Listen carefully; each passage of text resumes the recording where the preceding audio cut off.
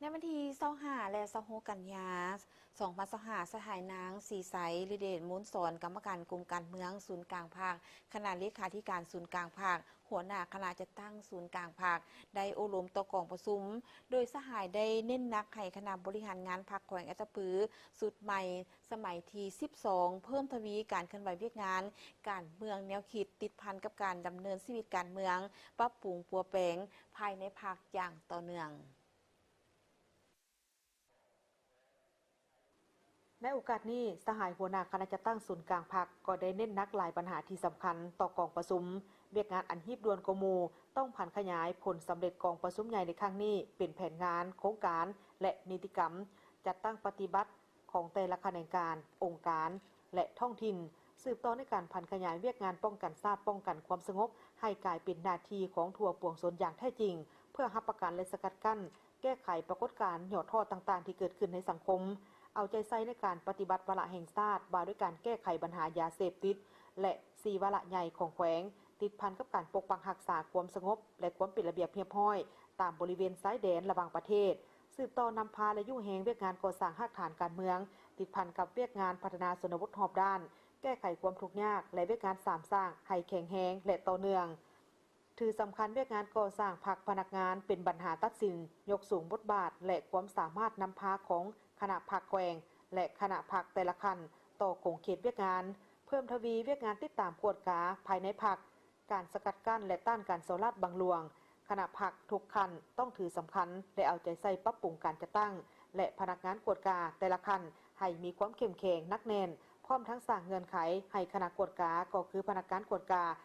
ได้ปฏิบัติหน้าที่ของตนอย่างเต็มส่วนเอาใจใส่ในการแก้ไขผลของการกวดกากวดสอบให้เข้มงวดรับประกันความโปร่งใสและยุติธรรมติดพันกับการเพิ่มทวีความศักดิ์สิทธิ์และประสิทธิผลของการคุ้มครองรัฐคุ้มครองสังคมด้วยกฎหมายปรับปรุงกงจักการจัดตั้งให้ถูกต้องตามทิศซี่นำกระทัดหัดเคียงคู่กับการซับซ้อนพนักงานให้สำเร็จและมีความสงบสืบต่อค้นคว้ากะเกี่ยมบุคลากรออกสมัครเป็นสมาชิกสภาแห่งชาติประจำเขตเลือกตั้งแขวงอัตตปือและสมาชิกสภาปฏิสนแขวงอัตตปือในต่อหน้า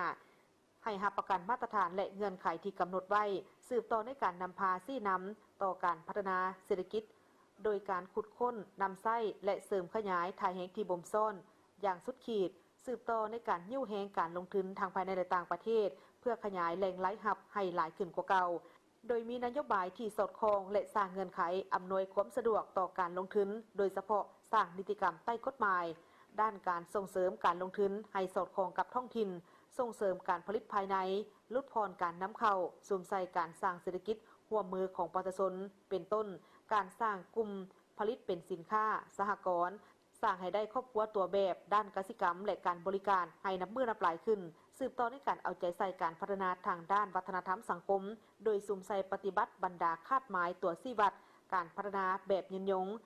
เอาใจใส่แก้ไขปัญหาอัตราการเข้าเรียนการปะละการเรียนปัญหาครูอาสาสมัครคุณภาพการเรียนการสอนปรับปรุงทางด้าน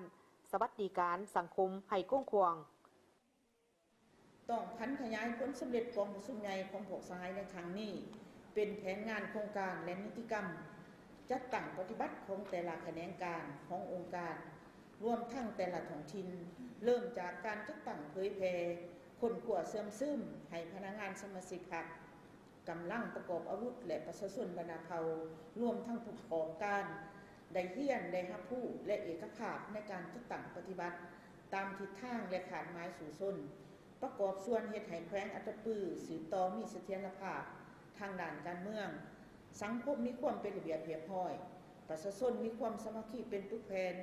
พร้อมเดียวกันนั้นคณะพรรคแต่ละขันโดยเฉพาะคณะบริหารพรรคแขวงสุดใหม่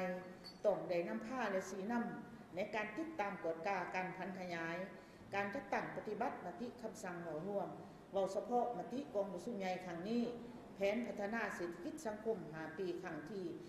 10ของแขวงอัตตปือให้มีผลสำเร็จในแต่ละระยะตามแผนการที่วางไว้พร้อมนั้นยังได้สืบโตในการเพิ่มทวีการเคลื่อนไหวเวียกงานการเมืองแนวคิดติดพันกับการดำเนินชีวิตการเมืองปรับปรุงปัวแปลงภายในอย่างต่อเนื่องต้านแนวคิดของเดิมและทัศนะการเมืองที่ผิดเขียวแบบแผนนำพาที่บ่ถูกต้องค่านิยมที่บ่เหมาะสมสภาพการถือเบาการพัฒนาตนเอง ถือเบาต่อหน้าที่ความรับผิดชอบด้านการเมืองและเวทงานวิสาสะเพาะของทันแถวสมาชิกพรรคพนักงานรัฐกรและปัญหาหย่อท่ออื่นๆให้ได้รับการแก้ไขและตีถอยเทื่อละก้าว